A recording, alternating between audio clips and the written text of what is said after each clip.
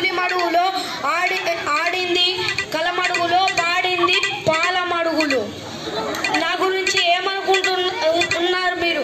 నా దగ్గర గుమ్మడికాయంత బంగారం ఉండేది.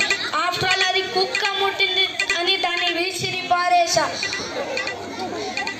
మా ఇల్లు తాజ్మహల్కు డబ్బులు ఉంటుంది. మా ఇంట్లో గదులు లెక్క పెట్టాలంటే 10 రోజులు కూడా సరిపోవు.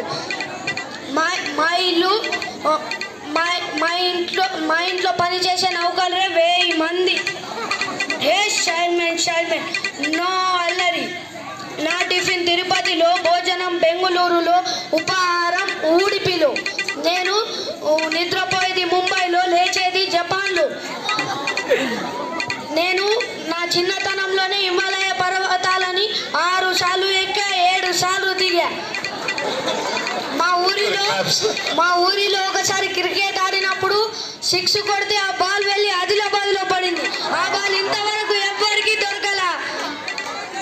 నేను 7వ తరగతి 7 సార్లు చదివా, 10వ తరగతి 10 సార్లు పాస్ అయ్యా.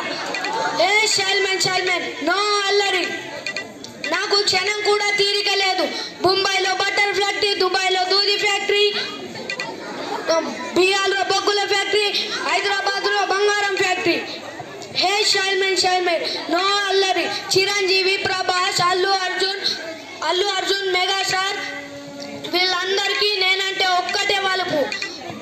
ప్రభాస్తో బాహుబలి, నాగార్జునతో అన్నమయ్య, అల్లు అర్జున్తో సరైనడు. ఇవన్నీ తీసింది ఎవరనుకుంటా ఉన్నారు? నేనే.